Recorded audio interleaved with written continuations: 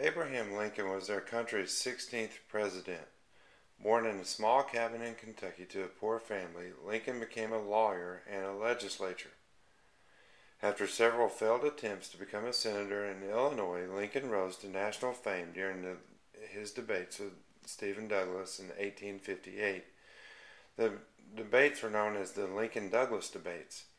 During these debates, Lincoln argued that the United States could not remain divided over the issue of slavery. He said, "A house divided against itself cannot stand. I believe this government cannot endure permanently half slave and half free. It will become all of one thing or all of the other." In 1850, Lincoln was elected as president. Upon his election, South Carolina, Mississippi, Florida, Alabama, Georgia, Louisiana, and Texas voted to leave the Union. These states formed the Confederate States of America. Lincoln was determined to keep the country together. "We are not enemies, but friends," he said. "We must not be enemies." It was too late. Fort Sumter in Charleston, South Carolina, was under attack from the South Carolina State Militia. The Civil War had begun and would last from April the 12th, 1861 until April the 9th, 1865. The Civil War was the bloodiest war ever fought on American soil. Both the North and the South lost anywhere from 620,000 to some say 850,000 soldiers. This was devastating to both the North and the South. Lincoln was devastated as well. The toll of this war made Lincoln restless, stressed, and simply worn out, as you can see from looking at these pictures.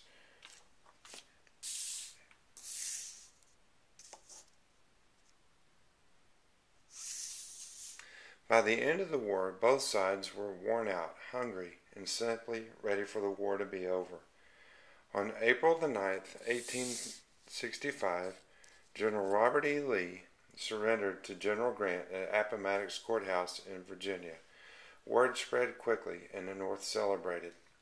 Now Lincoln turned his attention toward repairing the damages of war. This time period is called Reconstruction.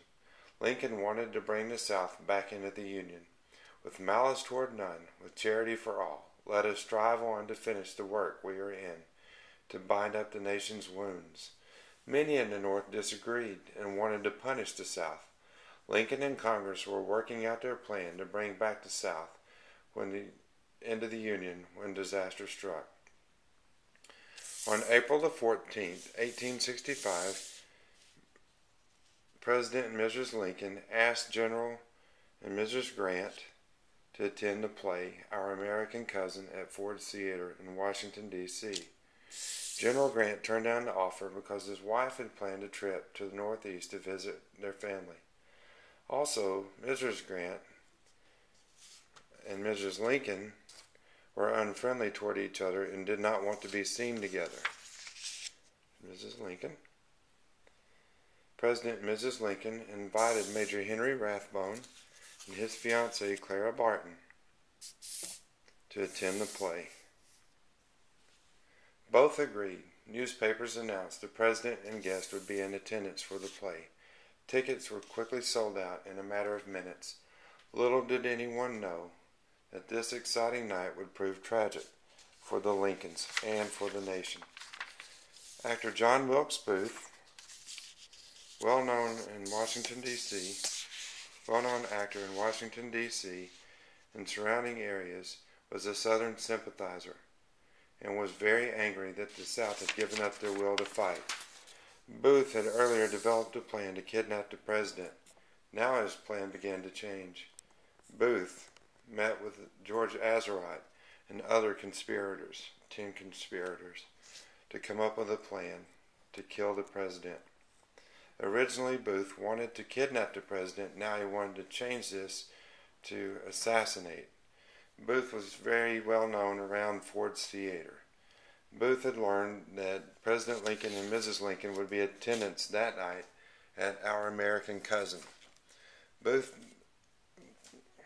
after several minutes of planning, went to Ford's Theater and went into the presidential box and took a music stand and jammed the door shut, so that when the Lincolns came in that night at the play, he could assassinate the president. That night at the play, Our American Cousin was playing. Many people had bought tickets earlier in the day to come see the play because they knew that the Lincolns would be there. The Lincolns had seen this play many times, however, wanted to go out and celebrate the Northern victory over the South in the Civil War. The Lincolns came in sometime during the play, the first act of the play. Booth knew this play very well. He knew when the crowd would be laughing its loudest. Booth sneaks in to the side of the presidential box. He goes inside as the Lincolns are sitting there with Major Rathbone and his fiancée Clara Harris. The Lincolns were sitting there in conversation. Booth goes into the presidential box, closes the door, barricades the door, takes out a pistol, and shoots the president in the back of the head. Now, this was all done during the funniest part of the play when everyone was laughing. Major Rathbone jumps up from his seat, goes over to where Booth is, and begins to wrestle with him and fight him. Booth takes a knife and stabs Rathbone in the arm. Booth then jumps from the presidential box down to the stage. As he does, he catches his boot on the flag, and when he lands on the stage, it broke his leg. Booth was able to limp off of stage to the back of the stage, but not before yelling "Sic semper tyrannis," which is death or thus always to tyrants. He viewed President Lincoln as a tyrant or as a cruel leader. Booth made his way out the back door, jumped on board a horse, and off he rode. Now, during the meantime,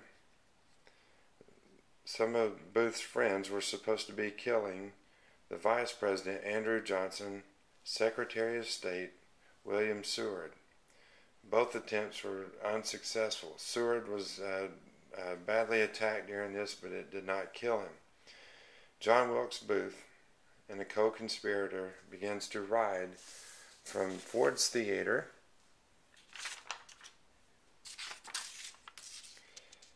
into Maryland. Booth had a plan that he could ride from Ford's Theater down into Maryland and on into the South, and that once word had gone out that he had killed the president, everyone would be excited and the South would rise again and would fight again in the Civil War. The only problem is that Booth did not realize that many people in the South viewed Lincoln as a hero because they had learned about his plan to help save the South.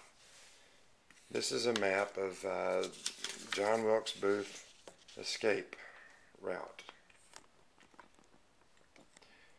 In the top we see Ford's Theater. Booth gets on board his horse with his friend. They ride out of Washington, D.C. to Mary Surratt's Tavern. Mary Surratt was a friend of Booth and a co-conspirator as well. Booth picks up some weapons there at midnight, April the 14th, 1865. He continues to ride through Maryland, trying to make his way to the South, and he stops at Dr. Samuel Mudd's house. It's here at Dr. Mudd's house that Dr. Mudd helps John Wilkes Booth in his broken leg. Booth spends the night, then the next morning he and his friend ride south further to the home of Samuel Cox, where he sought help on April the 16th, 1865. After that point, Booth and his friend stayed in the woods for a couple of days from April the 16th to April 21st, 1865. They then continued back over to Colonel Hughes' house, where they ended up going by mistake. They thought they'd gone into the South, but actually they'd gone north. Booth travels back down, and he ends up at Garrett's farm on April the 24th, 1865. It's here that he is later surrounded. Garrett's farm is surrounded by the United States military, and in a shootout, Booth is finally shot in the neck, and he is paralyzed and later dies at this farm. And this is the end of the story. Thank you.